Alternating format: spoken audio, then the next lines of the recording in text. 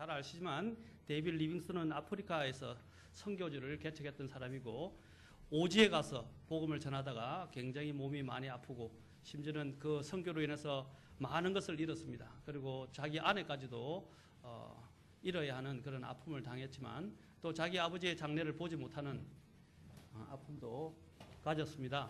그럼에도 불구하고 그녀는 항상 마음속에 죽어가는 영혼들에 대한 마음들이 있었기 때문에 언제든지 선교지로 돌아가고 했지만 마지막에는 너무나 아파서 그는 그것을 감당할 수 없었고 나중에 하나님 앞에 최후에 기도하다가 목숨을 잃었습니다. 기도 가운데 자신의 이제 모든 것을 끝냈는데 그 중에서 가장 고무적인 게 있죠. 약이 꼭 필요했는데 약을 훔쳐갔을 때 하나님 앞에 부르짖고 기도하자 구원받지 않은 헨리 스탠리가 와서 그 약을 그냥 전달해 줬는데 4개월 후에 그도 회심해서 구원을 받게 되었습니다. 그렇게 하나님의 놀라운 역사들이 있었고 그 오지에 리빙스턴의 모든 흔적이 묻어 있어서 어떤 선교사가 실제로는 어느 오지에 자기가 가서 다른 사람들이 복음을 전하지 않은 곳에서 복음을 전하겠다 찾아갔었는데 그 오지에도 보니까 데이빗 리빙스턴이 이미 가서 복음을 전했던 그런 흔적들이 남아 있었고 구원받은 사람들이 있었다는 사실입니다. 그 정도로 데이빗 리빙스턴은 아프리카 선교의 아버지라 불려지고 또 최고의 또한 격찬을 받을 만한 하나님 앞에서 또 칭찬을 받을 그런 선교사라고 믿어집니다. 이제 우리가 간단하지만 하나님을 위해서 사는 인생 바로 이것입니다. 선교란 무엇입니까? 바로 하나님을 위해서 사는 것입니다. 그런데 우리는 이러한 영혼의 가치를 잃어버리고 살고 있습니다. 그래서 오늘 저는 이렇게 선교 주간에 걸쳐서 영혼의 가치를 위해서 우리가 다시 한번 생각해보는 시간을 가지고자 합니다. 다 같이 우리 일어서셔서 하나님의 말씀 마가복음 8장 34절에서 38절의 말씀입니다. 마가복음 8장 34절부터 38절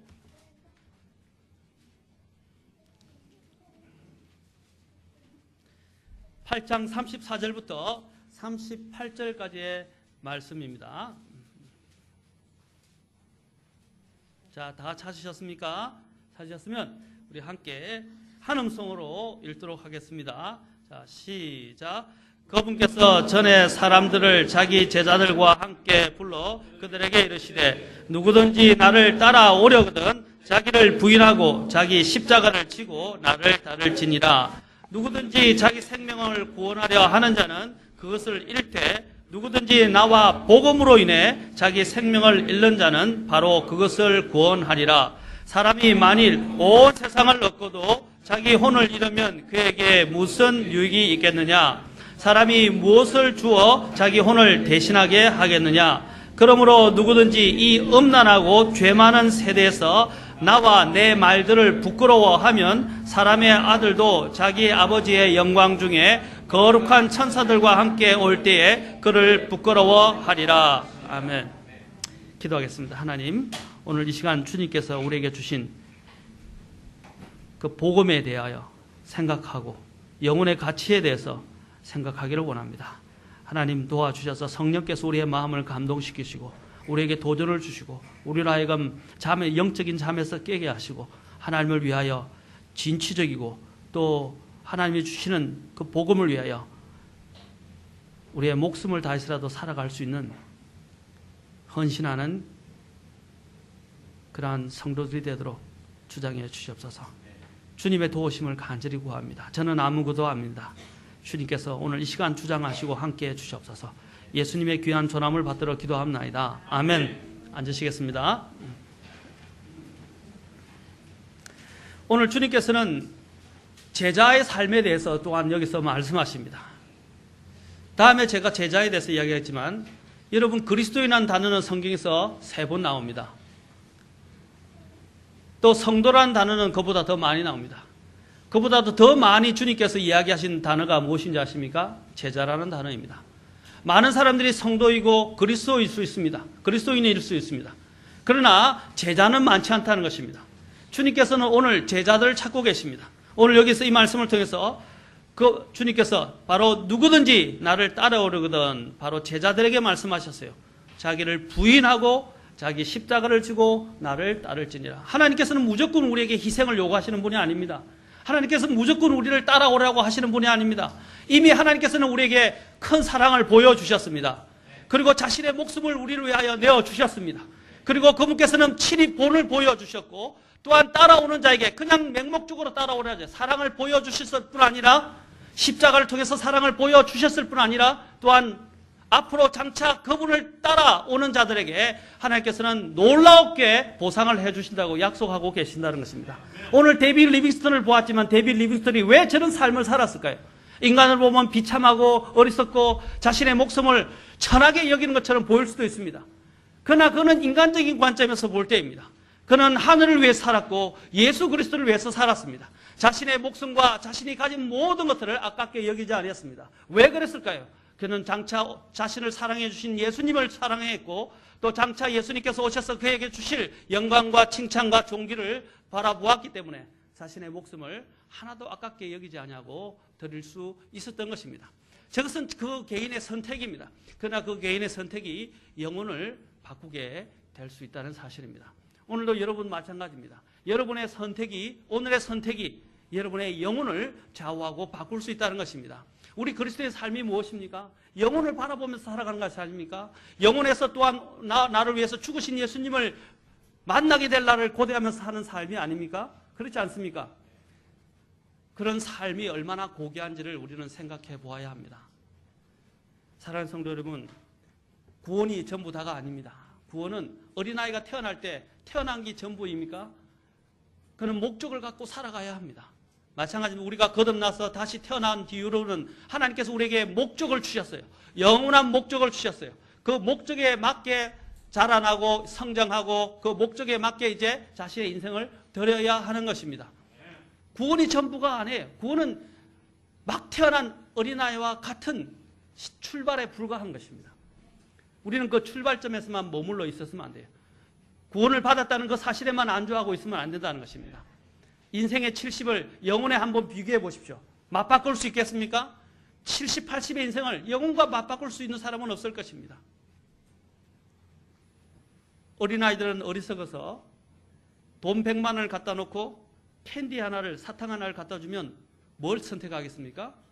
어린아이들은 그것밖에 모르기 때문에 캔디를 선택합니다.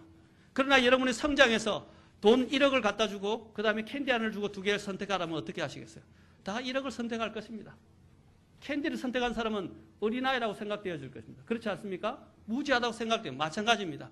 영혼과 여러분의 인생의 7, 80 인생을 한번 비교해 보시고 무엇이 정말 옳은 것인가 여러분이 성숙한 신앙인의 자세를 가지고 그리스도인의 자세를 가지고 선택할 수 있기를 바랍니다. 그것은 결코 후회하지 않는 선택이라고 할 수 있습니다.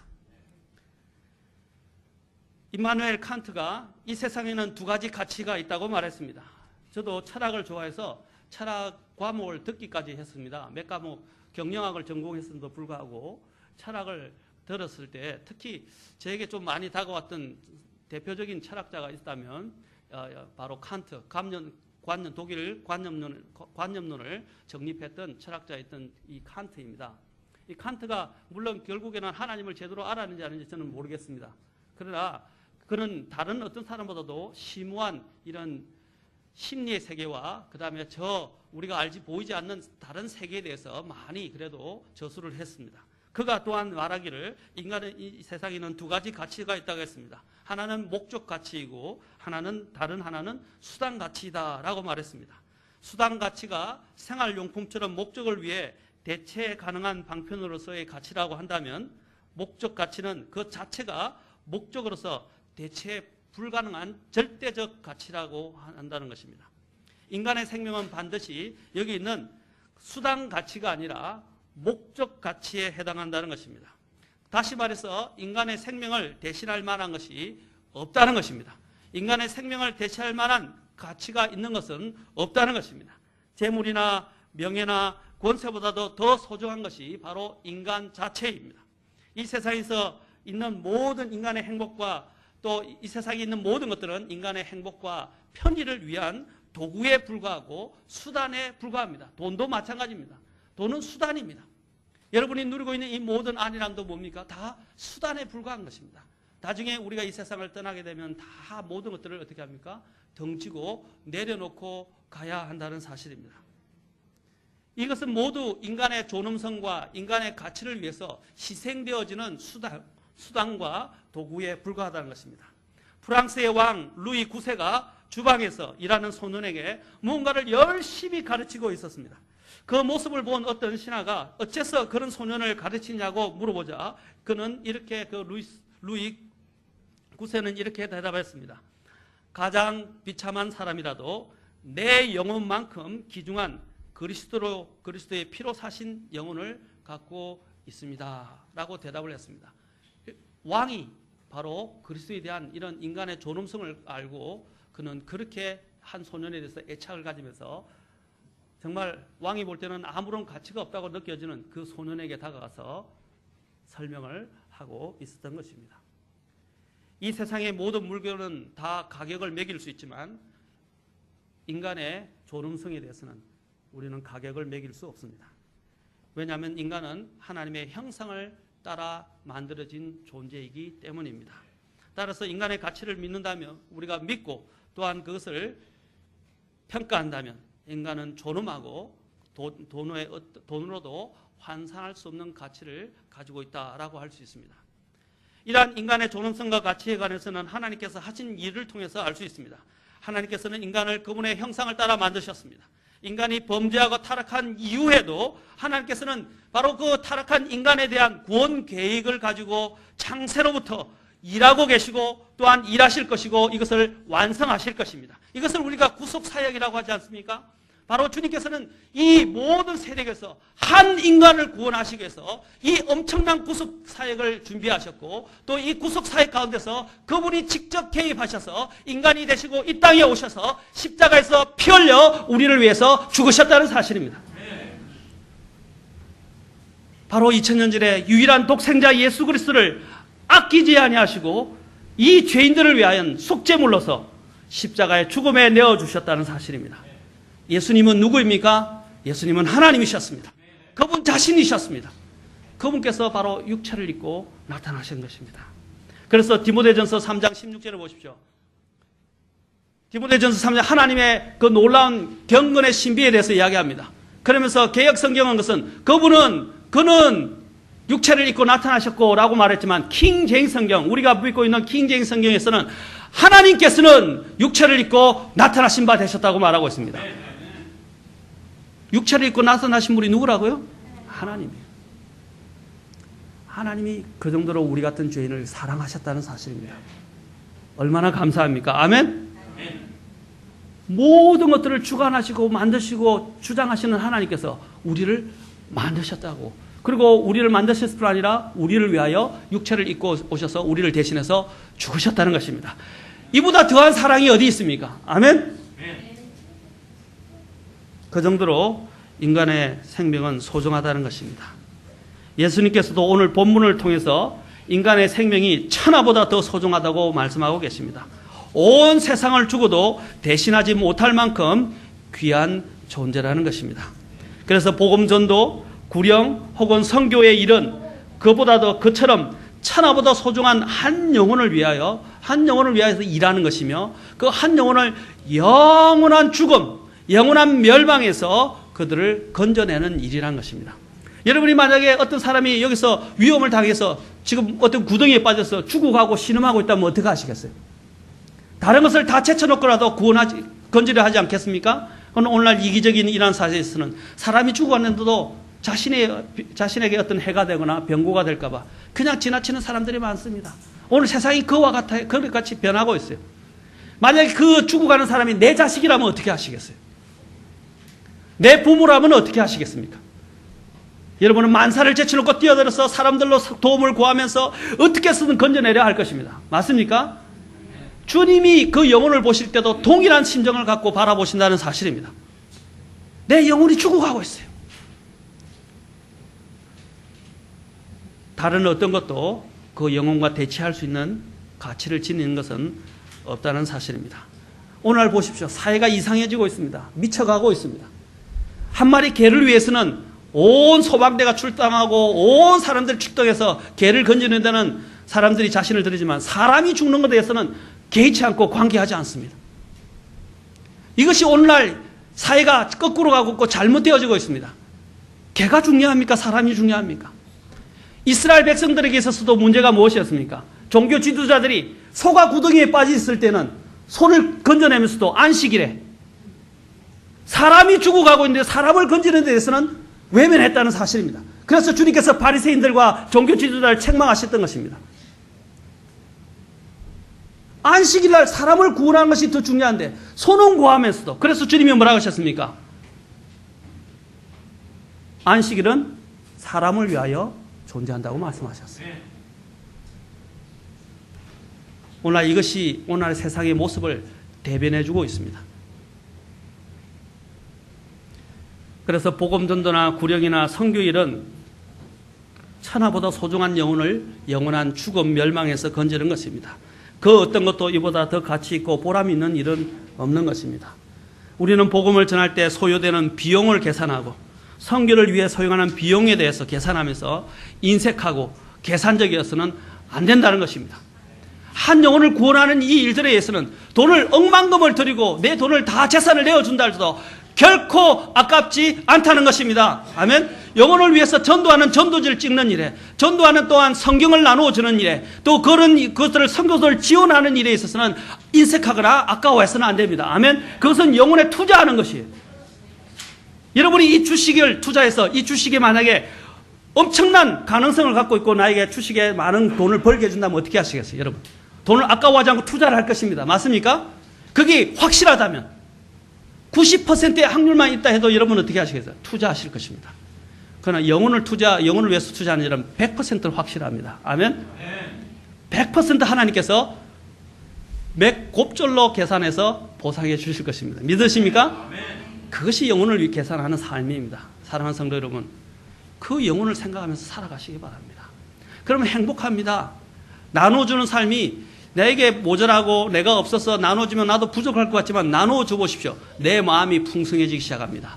부유해지기 시작하십니다. 아멘. 그분께서는 고린도서에서 뭐라고 말씀하십니까? 하늘에 있어서 그분께서는 부유하신 분이라고 말씀하셨어요. 그러나 자신의 영광과 부유를 다 버리시고 어떻게 했어요? 가난한 자들 부유하게 하기 위해서, 바로 우리에게 믿음 안에서 부유하기 위해서 그분께서 이 땅에 오셔서 십자가에서 죽으셨다고 말하고 있습니다. 아멘. 그분이 낮아져서 가난해지심으로 우리로 하여금 믿음 안에서 부유하게 만드시고자 예수님께서 십자가에서 오셔서 죽으셨다는 사실입니다.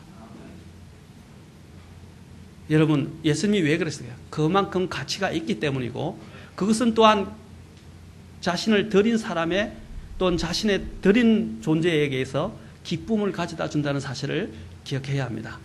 주님께서도 말씀하신 이 진리가 사실입니다. 주는 것이 받는 것보다 더 행복하도다라고 말씀하셨어요. 주는 것. 여러분, 주는 것의 기쁨을 한번 만끽해 보십시오. 다른 사람이 나이가 무언가를 나누어줘서, 또 나의 어려운 부분이 있지만 그것을 쪼개서 나누어줘서 그 사람이 그런 위험과 여러 가지 어떤 문제로부터 도움을 얻고 구출을 받았을 때 얼마나 기쁜 마음이 안에 가득 차겠습니까? 그렇지 않습니까? 그게 나눠주는 자의 기쁨입니다. 여러분 보면 신문지상이 많이 나지 않습니까? 폐지를 줍던 할머니들이나 고물을 줍던 할머니, 할아버지들이 2억씩, 3억씩 그냥 자신의 평생에 모았던, 정말 어렵게 고생하면서, 그렇죠? 그 굵어진 손마디를 가지고 더러진 손마디로 어렵게 구했던 돈으로 다른 사람을 위해서 기부하는 것을 보았을 때, 그들이 왜 그렇게 하겠습니까? 자신의 남은 생애는 얼마 남지 않았고 누군가가 그 혜택을 필요하는 사람을 위해서 기꺼이 나눠준 거 아닙니까? 하물며 우리 그리스도인들이 복음을 위하여, 영혼 구원을 위하여, 선교를 위해서 드리는 부분에 있어서 인색해서는 되겠습니까? 그보다 더 귀한 가치가 있습니까? 지금 죽어가는 저 사람들은, 그 사람을 구원할 때는 이 현세의 생명에서는 유효하고 가치가 있을지 모르지만 영원한 멸망에 이르는 자들을 영원히 건져내는 그 문제에 있어서만큼은 이 선교보다 더 귀한 것이 없다는 사실입니다. 아멘. 그래서 데이비드 리빙스턴이 자기의 삶을 저렇게 내어줄 수가 있었다는 것입니다. 여러분이 잘 아는 드와이트 무디를 아실 것입니다. 19세기 최고의 복음 전도자로 꼽히고 있습니다.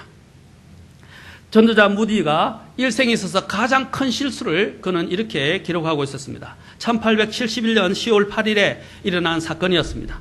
미국 전역의 성공적인 부흥사와 전도자로 알려져 있던 그 무디가 있었습니다. 그 무디가 1871년 10월 8일 시카고 대화재로 인해서 무디는 자신이 담임하고 있던 교회와 집, 재산을 모두 잃어버렸습니다.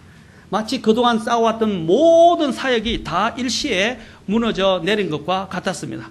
그러나 무엇보다도 무디의 마음을 아프게 한 일이 있었습니다. 무엇인지 아십니까? 바로 그 화재가 일어났던 날 주말 저녁에 무디는 파웰 홀에서 말씀을 선포하고 있었습니다. 그는 시카고에서 자신의 생애 중 가장 큰 대규모 집회라고 할 수 있는 집회에서 설교 말씀을 선포했습니다. 그의 설교 메시지는 주님의 심판에 대한 것이었습니다. 그리고 난 다음에 그러면 그리스도라는 예수님을 내가 어떻게 하랴 하는 그 베드로의 빌라도의 질문을 토대로 한 것이었습니다.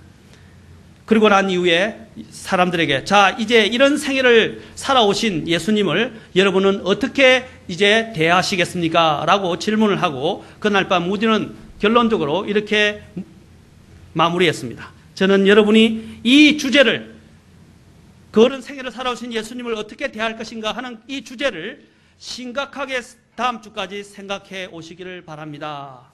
다음 주일에 우리는 십자가에 대하여 이야기할 것입니다. 그때 저는 주님께 주님 무엇을 하시겠나요? 라고 묻겠습니다. 하고 마무리를 지었고 그 이후에 생키, 여러분 생키 아시죠? 찬송을 불렀던 그 생키가 오늘 구주께서 부르신다. 피난처는 날아가 버리고 정의의 폭풍이 불어오고 죽음이 가까이 왔다라는 친근한 찬송가를 불렀습니다. 그러나 생키가 노래한 동안 갑자기 바깥쪽에서는 거리에서는 요란한 소방차 소리와 사람들의 아우성 치는 소리가 하늘을 진동하는 듯이 들려왔습니다. 그날 밤 온 도시를 거의 태워버린 유명한 시카고 대화재가 발생하였고 그 불은 그 다음 날이 되기도 전에 시카고를 죄로 만들어버리고 말았던 것입니다. 그리고 그날 밤에 시카고 화재로 인해서 무디의 저녁 집회에 참석했던 상당수의 사람들조차도 죽임을 당했습니다. 그때를 해상하면서 무디는 말했습니다. 나는 그때 그 말을 해놓고 그 말이 사탄의 속임수에 빠진 것을 그 말을 한 사탄의 속임수에 빠진 것을 알게 되었습니다. 그 사건 이후로 나는 청중들에게 한 주간을 두고 그들의 구원에 관해 생각해보라고 감히 말한 적이 없습니다. 라고 말했던 것입니다. 그가 일주일 뒤에 예수님의 그 십자가의 메시지를 통해서 구원시키려고 했던 그 메시지를 한 주 후에 하려고 했는데 시카고 대화절에서 그것을 기다리는 사람들이 그 마지막 결론을 듣지 못하고 죽어갔다는 사실입니다. 가슴을 치는 사건이었습니다. 그 이후로부터 무디는 한 주 이후로 복음 선포 마지막 십자가에 대해 설교하는 것들을 미룬 적이 없어요.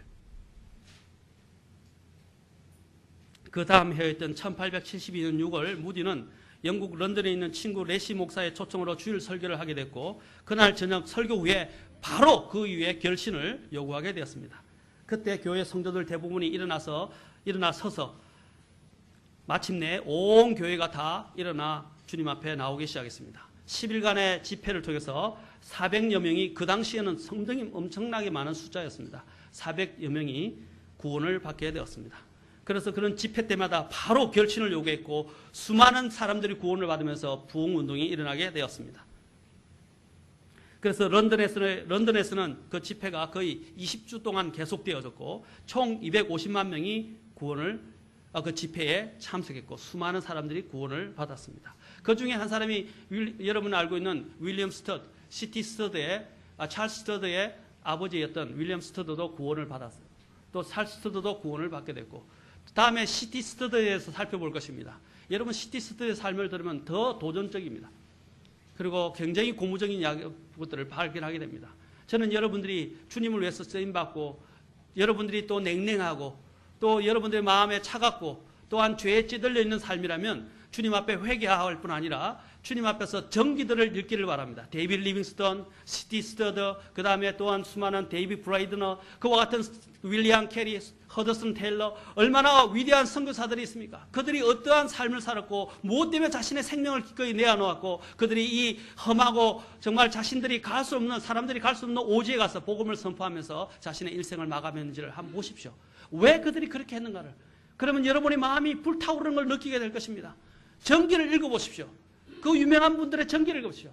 쓸데없는 세상 사람들의 전기가 아니라 하나님을 위하여 자신의 인생을 불태운 사람들의 전기를 한번 읽어보십시오.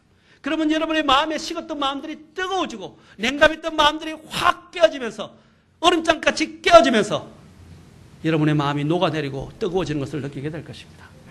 그리고 여러분의 인생도 기꺼이 하나님 앞에 드리고자 하는 마음의 중심에서부터 깊은 영혼에서부터 오는 여러분의 소리를 듣게 될 것이고 그 음성에 응답하게 될 것입니다.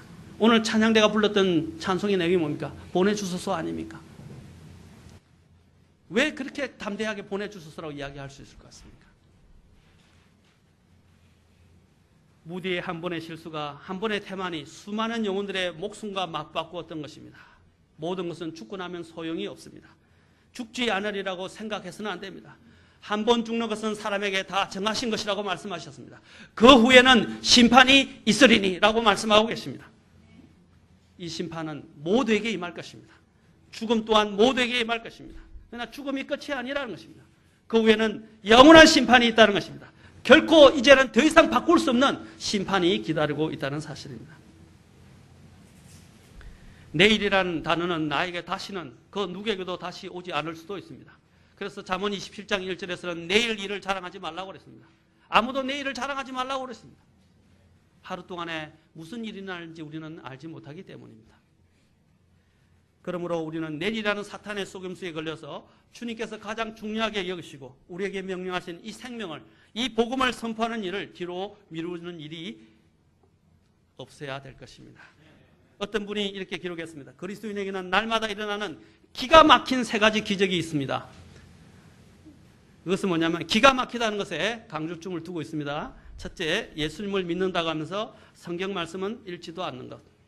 두 번째, 예수님을 사랑한다 하면서 복음을 전할 생각은, 구령할 생각은 전혀 하지 않는 것. 세 번째, 그러면서도 예수님을 믿고 사랑한다고 자신 있게 말하는 것이라고 이야기했습니다. 우리가 예수님을 사랑한다면 주님이 뭐라고 말씀하셨습니까? 나를 사랑하는 자는 나의 명령들을 지키리니. 아멘? 주님을 나의 명령을 지키는 자라야 나를 사랑하는 자니 라고 또 거꾸로 말씀하셨어요. 우리가 정말 주님을 사랑한다면 주님의 명령을 기꺼이 지키려 할 것입니다. 아멘? 말로만 사랑한다고 이야기해서는 안 돼요. 우리 주님께서는 또한 여기 이 영혼의 가치에 대해서 누가복음 19장 10절에서 말씀하셨습니다. 사람의 아들은 잃어버린 것을 찾아 구원하러 왔느니라. 아멘? 주님이 이 땅에 오신 목적을 주님은 분명하게 하셨어요. 크게 두 가지. 첫째는 뭡니까? 바로 잃어버린 영혼을 구원하시는 것입니다. 두 번째는 무엇입니까? 사탄의 일을 멸하시는 것입니다. 세 번째는 무엇입니까? 한 가지 더 이야기한다면 주님의 왕국을 건설하기 위한 것입니다. 그 중에 가장 첫 번째 목적이 사람의 아들은 잃어버린 자를 찾아 구원하려 왔도다. 그리고 누가복음에는 그런 내용이 굉장히 많이 나옵니다. 누가복음 5장 31절과 32절에서도 예수님께서는 말씀하셨습니다. 예수님께서 응답하여 그들에게 이르시되 온전한 자들에게는 의사가 필요 없으나 병든 자들에게는 필요하니 나는 의로운 자를 부르러 오지 아니하고 죄인들을 불러 회개하게 하려고 왔노라.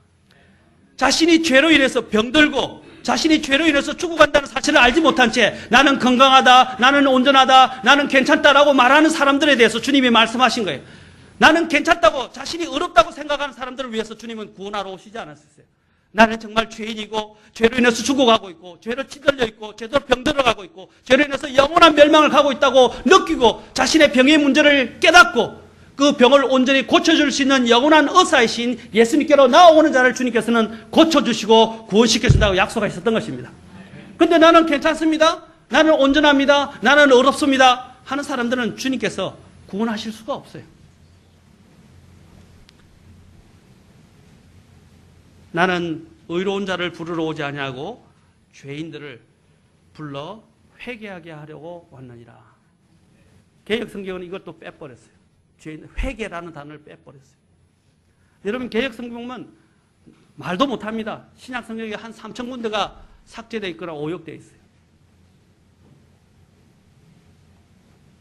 주님께서 오신 목적 중 가장 중요한 것이 바로 죄인들을 구원하시기 위해서 오셨다는 것입니다. 그 높고 높은 왕자와 영광을 떠나셔서 이 낮고 낮은 땅으로 오신 목적이 바로 저와 같은, 여러분과 같은 죄인들을 구원하시기 위해서입니다. 아직도 저희들은 그래도 구원받은 죄인이지만 아직 구원받지 못한 죄인들이 여러분 주위에, 이웃에, 친구들 얼마나 많이 있습니까? 도처에 널려 있습니다. 예수님께서는 이 죄인들을 구원하시려고 바로 십자가의 그 치욕스러운 죽음조차도 개의치 아니하셨다는 사실입니다. 주님께서는 그 영혼이 구원받는, 그 영혼들이 구원받는 기쁨에 대해서 누가복음 15장 8절에서 말씀하셨습니다. 누가복음 15장을 잠깐 가보시죠. 15장은 볼만합니다. 누가복음 볼만하게 꼭 볼 필요가 있는 성경의 장입니다. 특히 15장은 무엇보다도 주님께서 영혼들의 가치에 대해서 또 회개하고 돌아오는 영혼들을 어떻게 하나님께서 대하시는가에 대해서 아주 강조점을 두고 여러 가지 비유를 통해서 말씀하시고 계십니다. 그리고 16장에 가서 주님께서는 그와 더불어서 이제는 뭘 설명하시냐면 영혼의 가치와 더불어서 또 영혼이 구원받는 기쁨에 대해서 말씀하시면서 16장에서는 뭘 설명하십니까? 지옥에 대해서 설명하십니다. 15장 8절 보십시오. 어떤 여자에게 드라크마 10개가 있는데 그녀가 한 개를 잃어버리면 등잔불을 켜고 칩을 쓸며 그것을 찾을 때까지 부지런히 찾지 아니하겠느냐. 여기서 말하는 드라크마는 이 여인의 결혼 지참금을 말합니다. 지참금 없이 시집 못 가죠? 가기 어렵죠? 맞습니까? 그래서 이 지참금과 관련된 이 드라크마를 찾기 위해서 어떻게 합니까? 등잔불을 켜고 칩을 샅샅이 쓸고 그것을 찾을 때까지 부지런히 찾는다는 것입니다. 자, 15장 9절 보시죠. 그래서 9절과 10절. 또 그녀가 그것을 찾은 적 자기 친구와 이웃들을 함께 불러 이르되 와 나와 함께 기뻐하라. 결혼 지참금 찾으니까 얼마나 기뻐요. 잃어버렸던 걸 찾았잖아요. 그래서 친구들과 함께 기뻐하는 겁니다. 그 내가 잃어버린 드라크마를 찾았노라 하리라. 15장 10절 같이 읽겠습니다. 15장 10절. 자, 시작. 내가 너에게 이르노니 이와 같이 회개하는 한 죄인으로 인하여 하나님의 천사들 앞에서 기쁨이 있느니라. 아멘. 회개해서 구원받는 한 죄인으로 해서 하나님의 천사들 앞에서도 기쁨이 있다고 말하고 있습니다. 바로 그 앞에서도 주님이 또한 비유를 말씀하십니다. 뭡니까? 잃어버린 양 한 마리의 비유를 이야기하시면서 7절에서 보십시오. 이와 같이 하늘에서는 회개할 필요가 없는 의로운 99 사람보다 회개하는 한 죄인으로 인하여 뭐라 했어요? 더 기쁨이 있으리라. 하늘의 천사들 앞에서의 기쁨이 울려 퍼진다는 것입니다. 우리가 여기서 구원받으면 지난번에 얼마 전에 우리 규진이가 주님을 영접했는데 진짜 영접해서 구원받았다고 한다면 우리는 별로 감동이 없더라고 했는데 그냥 아멘 이렇게 하고 말더라고요. 그런데 규진이가 정말 구원받았다고 한다면 어떻게 하시겠어요? 하늘에서는 엄청난 소리로 막 환호성이 울려 퍼지고 기뻐한다는 사실입니다. 근데 우리는 영혼이 구원받는 데서 그냥 아멘 이렇게 대답하면 되겠어요? 아니죠. 구원받는 다 같이 아멘 그렇죠? 이렇게 하면서 그렇죠? 할렐루야 아멘 praise the Lord 이렇게 해야 되지 않겠습니까? 그렇죠? 영혼의 그 구원의 기쁨에 대해서 감격하고 반응하고 같이 함께 기뻐하는 사람들이 되면 좋겠습니다. 아멘? 네. 이럴 때는 아멘에도 부딪혀 잠자던 사람들 다 깼네요. 감사합니다. 하나님 깨워주셔서. 그래서 영혼 하나가 회개하고 구원받는 일은 주님에게 있어서 너무나도 귀한 일이었습니다. 하물며 하나님의 은혜와 긍휼로 구원을 받은 우리에게 있어서도 영혼을 구령하고 복음을 전하는 일보다 더 가치 있고 더 귀한 일이 있겠습니까? 사도 바울은 자신의 복음 전도의 사역을 마지막을 이제 준비하면서 예루살렘에 가면 그는 이제 잡히게 되고 이제 로마로 꼴락송되게 되고 또 끌려가서 죽게 될 것이라는 그는 생각하고 있었습니다. 근데 그 마지막을 준비하면서 그는 어떻게 말하고 있습니까? 사도행전 20장 23절부터 우리가 한번 봅시다. 24절까지. 사도행전 20장 23절부터 24절까지입니다. 이것도 같이 읽도록 합시다. 20장 23절부터 24절까지. 우리는 이 사도 바울의 말을, 이 고백을 우리의 고백으로 또한 삼았으면 좋겠습니다. 20장 23절부터 24절. 자, 시작. 오직 성령님께서 모든 도시에서 증언하사 결박과 고난이 나를 기다린다고 말씀하시나 이 일들 중 어떤 것도 결코 나를 움직이지 못하며 또한 내가 나의 생명도 내게 귀한 것으로 여기지 아니하노니 이것은 내가 나의 달려갈 길과 주 예수님께 받은 사역 곧 하나님의 은혜의 복음을 증언하는 일을 기쁨으로 끝마치고자 함이라. 아멘. 아까 데이빗 리빙스턴처럼 사도 바울도 자신 앞에 있는 이제 죽음과 위험과 또한 결박이 나를 기다리는 거, 또 핍박이 기다린다 할지라도 그것이 결코 나를 마음을 바꿔놓지 못한다고 말한 것입니다. 그리고 또한 그는 내가 나의 생명도 내게 귀한 것으로 여기지 아니하노니 내가 달려갈 길과 주 예수님께 받은 사역, 그 복음의 사역입니다. 곧 하나님의 은혜의 복음을 증언하는 일을 기쁨으로 끝마치고자 함이라. 아멘. 이런 자세와 열망을 여러분 가질 수 있기를 바랍니다. 여러분, 우리 마음은요, 우리 사람은 그래요. 어떤 순간에 하나님이 감사한 걸 주고 좋은 것들을 우리에게 준 것을 그때는 감격하고 기뻐하는데 시간이 지나면 어떻게 됩니까? 마음이 또 식어져요. 그리고 일상생활을 돌아가면 또 잊어버려요. 그렇지 않습니까? 제가 왜 이 설교를 합니까? 여러분이 몰라서 설교하는 것입니까? 아닙니다. 여러분 속에서 또 식어지고 냉랭해지고 잠재해버린 그 안에 있는 하나님의 그 열심과 또 뜨거움과 주님에 대한 헌신이 다시 한번 불타오르기를 원해서 말씀을 계속 전하는 것입니다. 아멘? 저는 여러분들이 붕어와 같지 않기를 바랍니다. 물고기와 같지 않기를 바랍니다. 물고기는 낚싯줄에 잠깐 걸렸다가 잠깐 상처를 입고 도망갔다가도 다시 돌아와서는 그 먹이를 묵니다. 그렇죠? 우리는 그런 사람이 되면 안 돼요. 금방 자신이 했던 것을 잊어버리는 사람이 되어서는 안 됩니다. 우리는 계속 상기하고 상기해서 그것이 내 안에 영원히 남아서 정말 주님이 기뻐하시는 목적대로 살 수 있는 저와 여러분이 될 수 있으면 좋겠습니다. 유명한 설교가였던 필립 브룩스 목사님이 계셨습니다. 너무나 몹시 아파서 아무도 만나려 하지 않았습니다. 이런 소식을 듣게 된 불가지론자였던 그의 친구 로버트 잉거솔이 그를 방문해도 좋겠냐고 전화를 했습니다. 그러자 그는 즉시 승낙을 했습니다. 그러자 잉거솔이 말했습니다. 자네가 이렇게 승낙해 주어서 고맙게 생각하네. 그런데 다른 모든 친구들은 거절하고 왜 나만 만나는 것인가 하고 물었습니다. 그러자 필립 브룩스가 대답하기를 그 이유는 이렇다네. 나에게 다른 친구들은 다음 세상에서 만날 수 있다는 확신이 있지만 자네를 만날 수 있다는 기회는 이번이 마지막일지도 모르기 때문일세 라고 대답했습니다. 우리 또한 마찬가지입니다. 영혼을 구령하는 일을 소홀히 해서는 안 됩니다.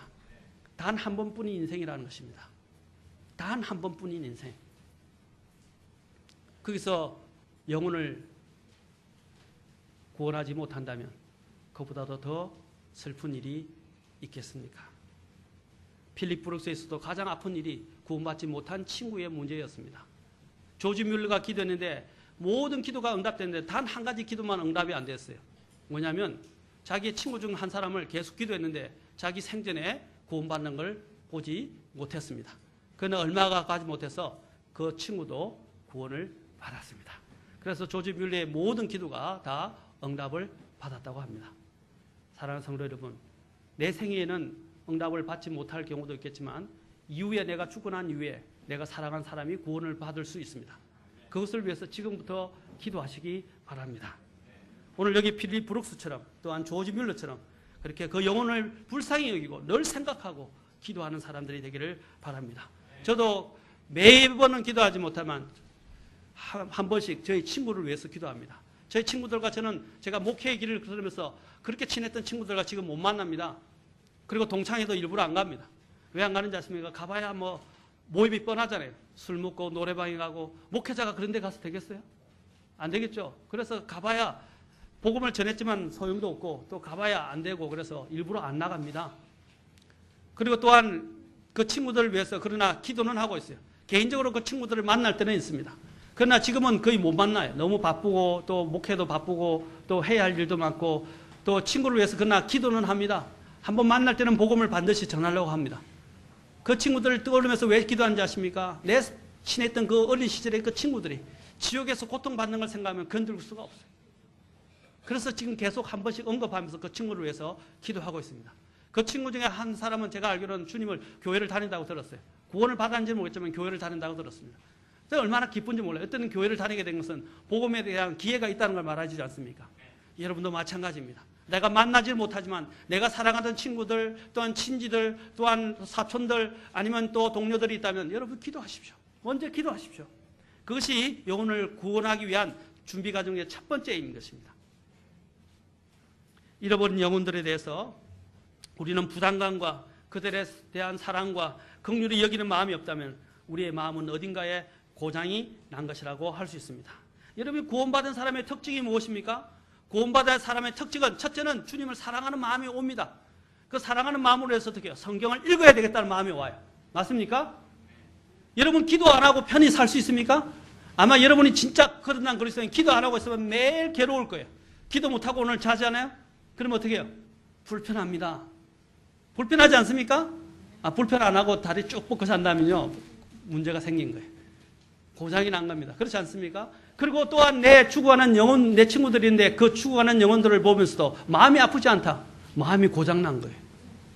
마음이 병든 거라는 것입니다. 주님을 사랑하고 구원받은 사람의 특징은 주님을 사랑하고 잃어가려 죽어가는 영혼들에 대한 불쌍한 마음을 갖고 있다는 사실입니다. 아멘? 주님께서 우리를 불쌍히 여긴 것처럼 그 영혼들을 위해서 불쌍히 여기십니다. 주님께서도 그 영혼에 대한 사랑이 너무 기쁘시고 그 영혼들을 긍휼히 여기셨기 때문에 주님께서는 때때로 눈물을 흘리시기까지 하셨습니다. 심판이 다가오는 심판 때문에 주님이 눈물을 흘리셨다는 사실입니다. 어느 특정한 사람, 목회자에게만 이런 부담감이 있어서는 안 됩니다. 우리 모든 사람이 이러한 부담감과 복음을 전하고자 하는 열망이 있어야 할 것입니다.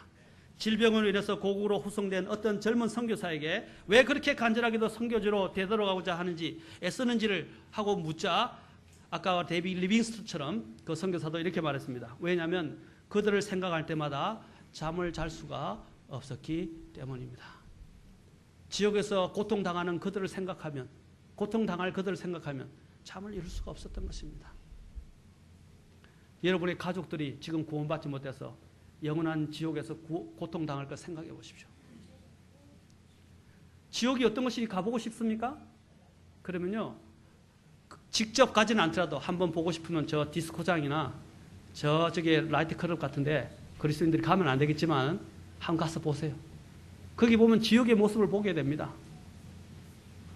여러분, 그들은 음악에 맞춰서 리듬을 맞춰서 춤을 추는지 모르겠지만 그것은 지옥에서 추는 춤과 똑같은 거예요. 저는 지옥의 춤이라고 부릅니다.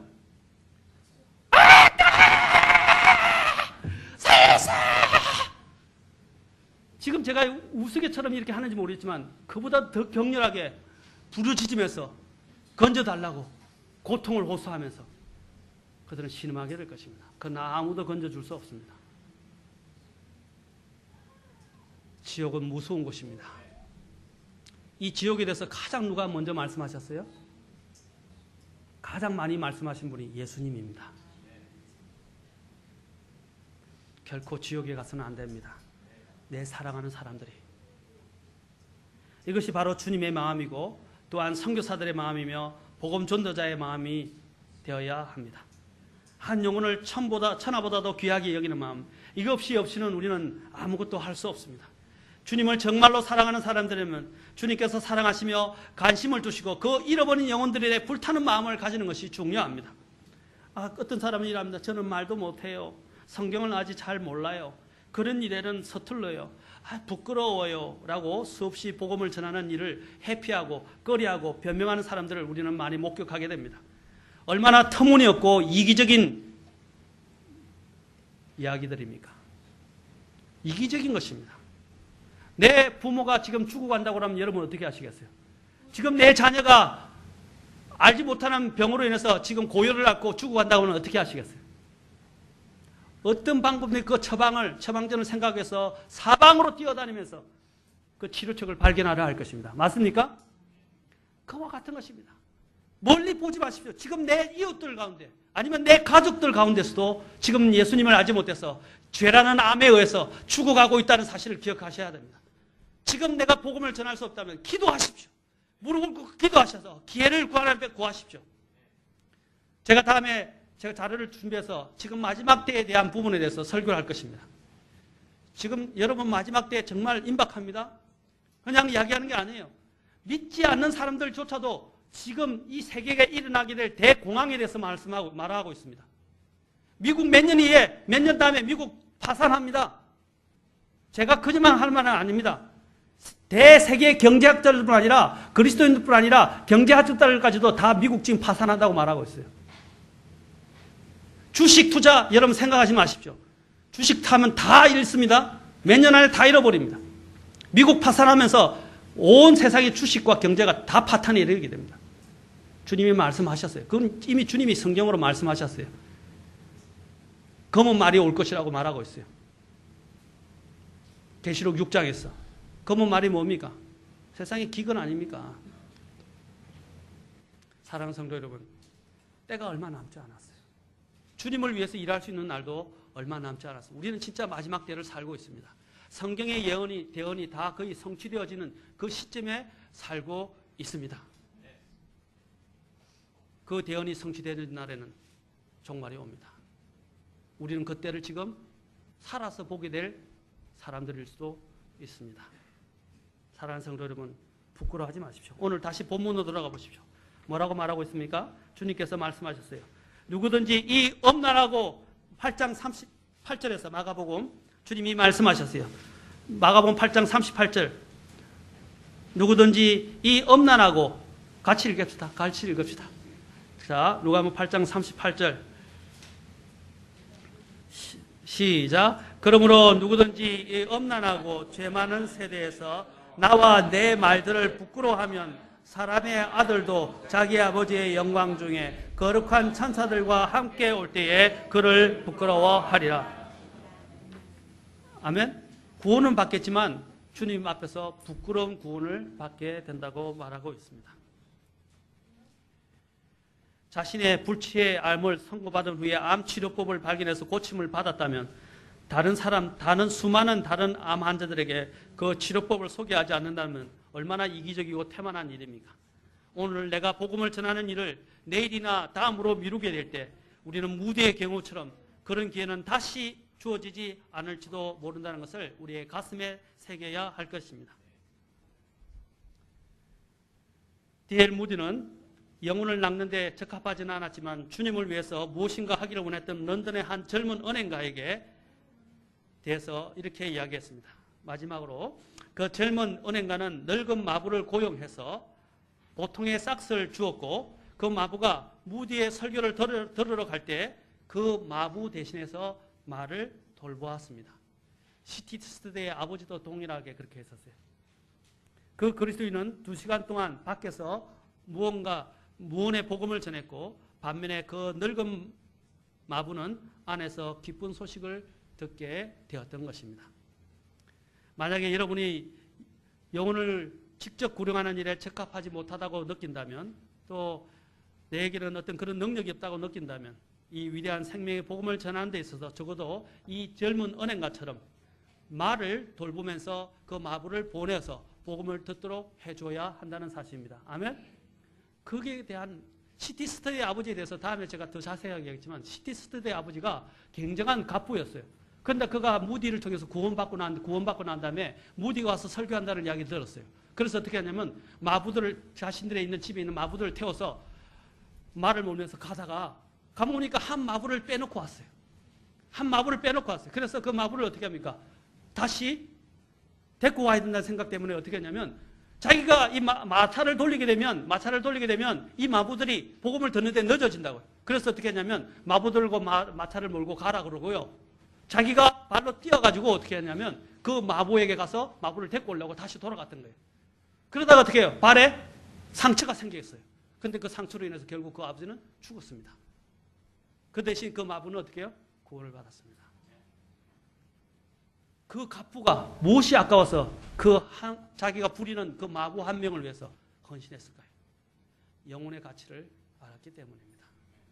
사랑하는 성도 여러분, 영혼의 가치를 위해서는 우리가 모든 것들을 다 드린데도 결코 아깝지 않습니다. 사랑하는 성도 여러분, 우리는 그런 마음을, 주님의 마음을 가지기를 원합니다.